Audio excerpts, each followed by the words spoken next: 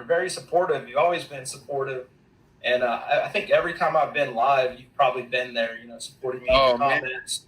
Remember the Instagram lives, man? You would do 8 cuttings. I remember I think that was when I was running a gym in downtown, and I would watch myself in the office, and I would just, you know what I mean? I wouldn't even care to members. I would just be watching your freaking live.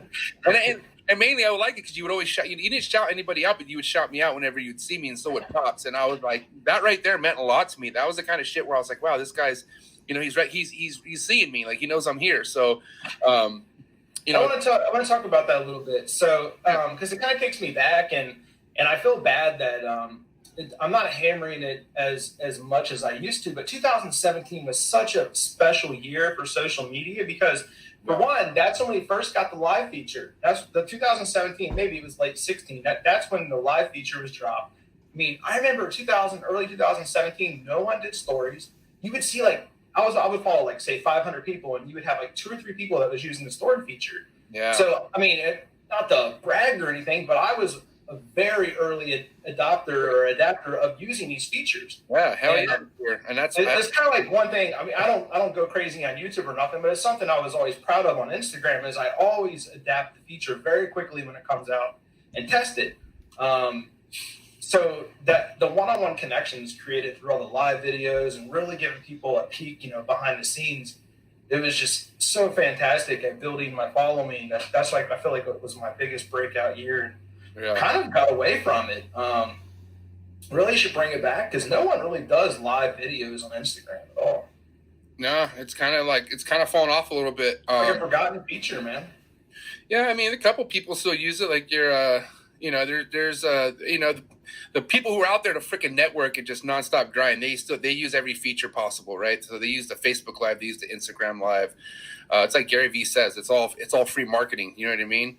Right. I know Gary Vee is a huge inspiration. That's why we'll talk about him probably in a little bit, but yeah, all these tools are here for us to use. You know what I mean? And they're all the biggest reason why, you know what I mean, your following base is so big. You know what I mean? And you have loyal ass followers, man. You have people that have been messing with you for a long time, and it's just grown and grown and grown over the last 3 years from what I've seen.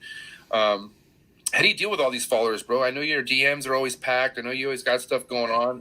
What is your day-to-day with that? Man, it's a blessing, dude. I know I was sharing some stats with you earlier, today. I mean, in the last 7 days, I reached 156,000 people on Instagram. Facebook, we do work on Facebook too. We got 22,000 followers on Facebook.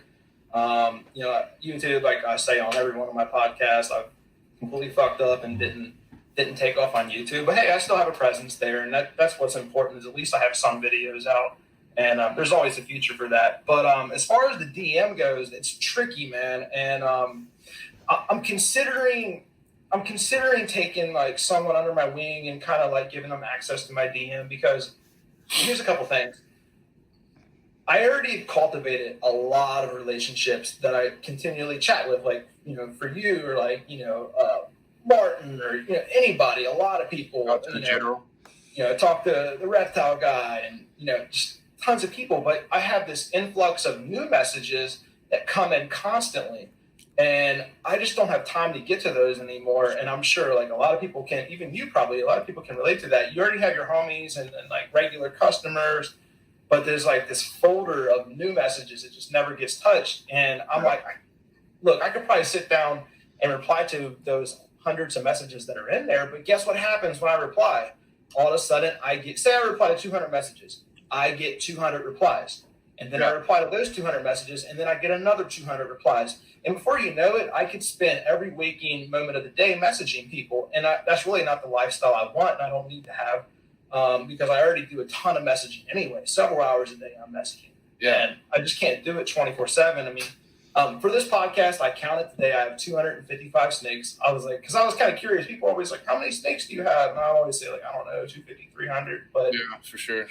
I mean, that don't take too much time to take care of, but yeah. Once you have a system in play too, it's you stick to what works and you don't switch it, and that's the biggest reason why I do love ball pythons. I sometimes sit back and dream what if I just had nothing but ball pythons? I would fucking have like my life would be a lot easier. You know what I mean? As far as, misting all this shit when I have chondros and all these other type of snakes that need that kind of attention. But, yours is not a streamline because you have a lot of different species there. Let's go back to 2017 real quick. As far as the amount of snakes you had back then, what was your numbers with snakes back then, ballpark? If you could give me an idea, I just want to see where you've grown from 2017 to now. Probably about 100, I would say. Okay. Yeah. And then pairing wise, so where are you at this year? I mean, last year you kind of chilled out, right? You weren't full blown last year.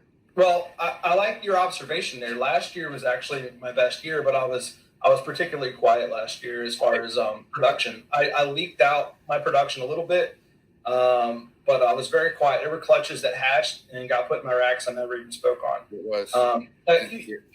So I go back and forth on that where I want to be, and it's not like I have secrets. I'll tell anybody any snake I have in my collection. Zero secrets at all. Because This stuff takes time, and you can't be like, I have this, and then someone goes and buys it, and they're making it tomorrow. No, it ain't happening.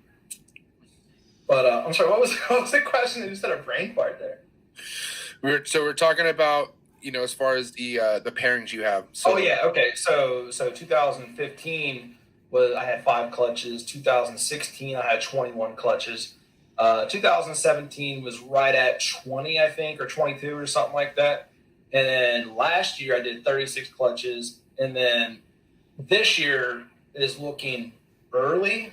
And I've talked to a lot of breeders, and it's looking like early for almost everybody across the board. Like I have girls that lay pretty consistent every year, and I have some girls that are 2 or 3 months ahead already this year, even though they're normally on that once a year, every July, they're going to go in June or May or even April this year.